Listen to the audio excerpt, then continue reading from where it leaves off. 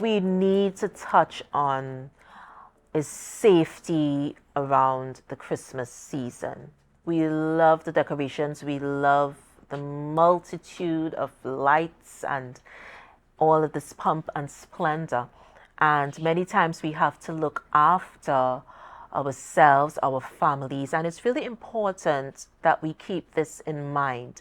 And my next guest speaks so candidly to this. Jude Rogers, our very good friend, joins us from the TTFS, Trinidad and Tobago Fire Services, and we're going to touch on safety hazards at Christmas. So, good morning to you, Jude.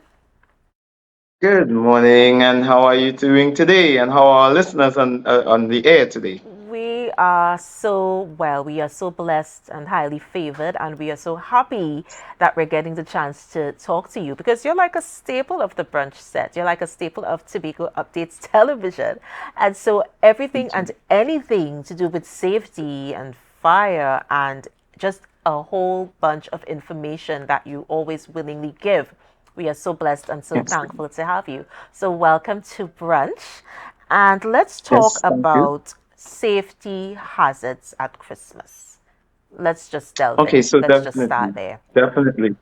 So we recognize in the fire service by looking at our statistics that there is a multitude of hazards that arise coming out of the Christmas period, the Diwali period, and any period where there is a proliferation of lighting, a proliferation of open flames. So we want to raise those issues and to educate the public so that we could bring about awareness. So one of the main things that we want to do is talk about electrical safety around this period, talk about the whole aspect of renovations and how you treat with renovations around this Christmas period, and what are some of the do's and don'ts. So let me delve directly into it.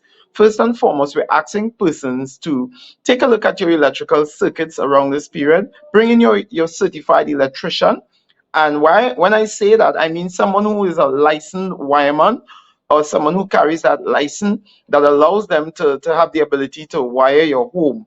It's not a do it yourself type of situation where you bring someone in who does not have that certification. It's important to have persons checking that for you, and it should be done every 5 years because your certificate is valid for 5 years.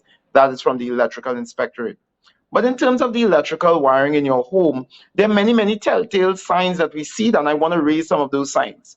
For instance, if you have a hot spot along your walls, along the plug, that is a telltale sign that there is a short or short circuit taking place along that point. Simply put, you do not want to overload your circuits.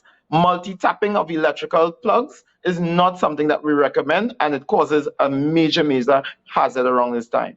Also, the use of electrical wiring and electrical cords are for temporary use and should not be used outdoors unless that plug is designed for outdoor use, as well as our beautiful lights that we put up for Christmas. I want to Hmm. say that they are outdoor lights and they are indoor lights. And you should look for the tags: green tag, indoor, red tags, outdoor, and be careful. Or just use the outdoor lighting for indoor and outdoor so that you don't run into that difficulty.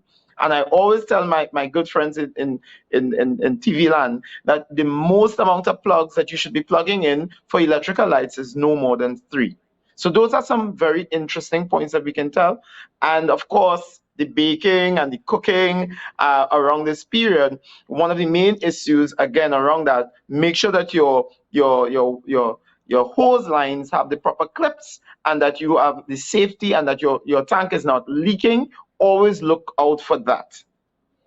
I love the fact that you put so much information into that short space of time because there is so much that happens around the Christmas season. We do so much. I had a guest on and she was speaking on the emotional side of things, the emotional aspect of Yes. things. And so we go all out with the lights and the shopping Yes. and all of these things that we don't do usually earlier on in the year. And are we at risk even more so at Christmas time with overloading our circuits, overloading our meters, and what is that? in as you say, in TV land, because we want people to be aware of what we mean. But there's so much that goes on. Are we at risk of overloading our circuits and systems around Christmas time? Again, a very excellent question. And as it pertains to that, just think about it this way. Let's look at the business community as well as within your households. The business community has the challenge of now having way more stock. So now you're advertising a lot more electrical items for sale. You may be advertising combustible materials, the lovely curtains and all of these things that we have.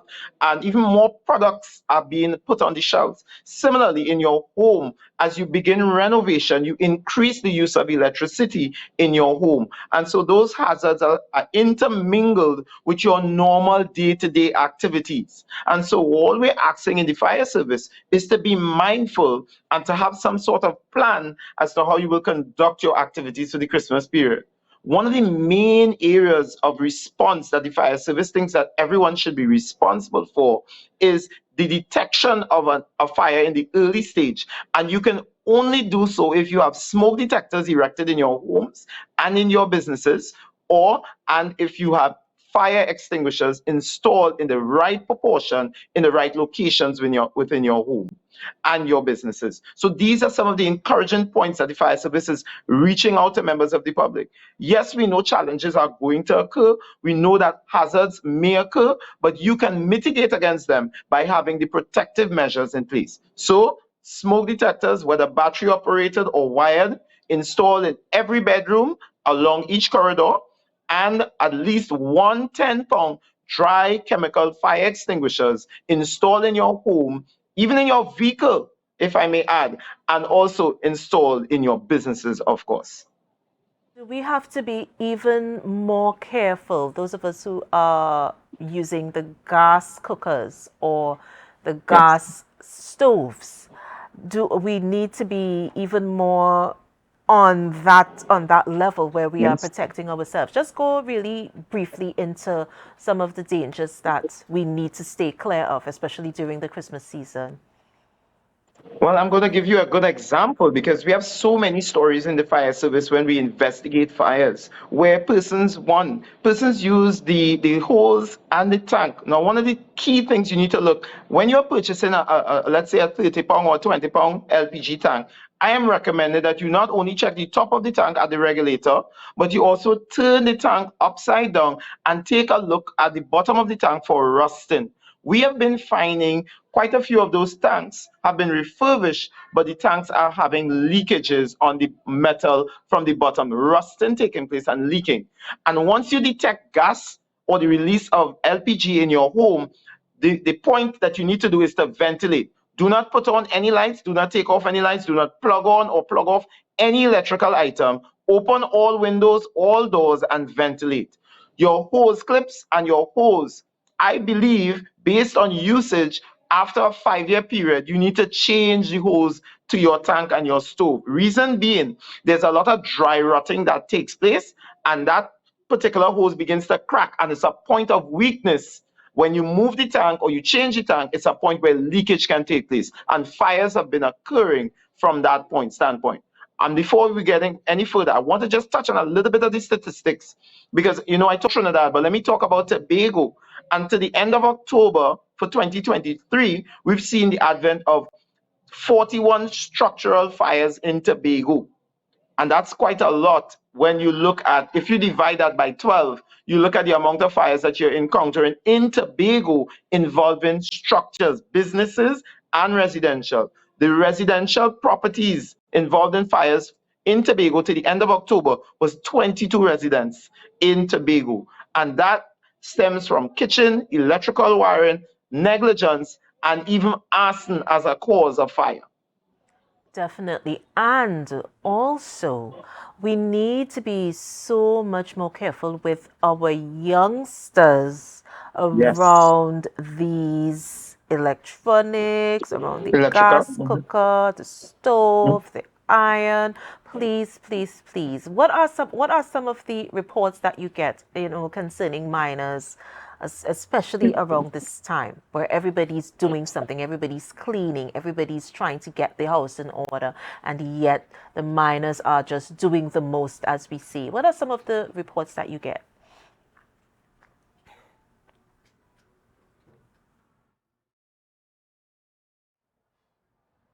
Okay, so we're having just a bit of technical difficulty there, but that's okay. Sometimes things go wrong. Anything that can sometimes does. And we were speaking with Jude Rogers. We were speaking to the fact of hazards around Christmas time, be it electrical or fire hazards, keeping your home safe, keeping your young ones safe, keeping your loved ones safe, and really taking the time to make sure that you are complying with what your home should have, not going above and beyond. And so we take you now to our trivia question for today. So let's have a look at our trivia question. In what village in Tobago would you find Barbados Bay? Can we have the answer, please?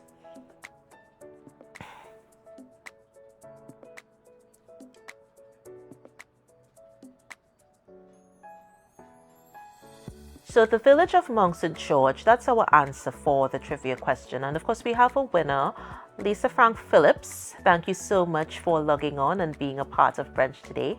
So Lisa is the winner of the trivia question.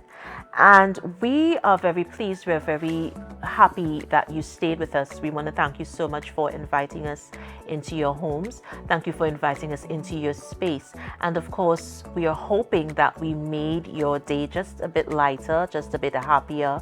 If you awoke with something on your mind, a little heaviness, we're hoping that we were able to elevate you, we were able to lift you. And so that's what we aim to do here on Brunch, A Taste of Tobago. Remember, you're viewing live on Tobago Updates Television. I am your host, J.W. Moore, also known as J Soul, and I want to thank you so much for being a part of what we do here.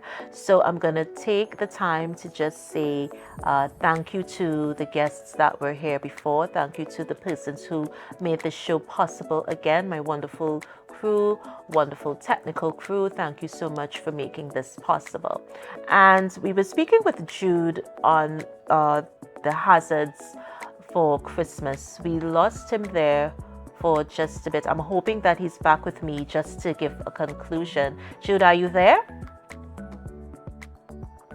All right, so we have a video that we can show you. So you guys pay attention and remember, be safe, be wise.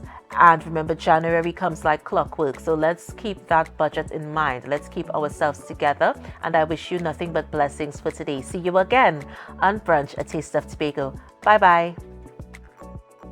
This Christmas season, here are some fire safety tips that can save your life. Check extension cords for visible breaks in the insulation, which can expose the internal wiring. Refrain from overloading individual electrical circuits by using extension cords and adding multiple outlets. Do not run extension cords under carpets or across doorways. Use UL listed extension cords and decorative lights and follow all instructions provided. Do not use interior lights outdoors. Green tags for indoor use only and red tags for outdoor use. Refrain from cutting off fuse protective plugs or decorative lights, which is a safeguard. Do not connect more than 3 decorative lights per electrical circuit. Use insulated hooks to hang decorative lights. Unplug all decorative lights before bedtime or leaving your premises. Remember, fire safety begins with you.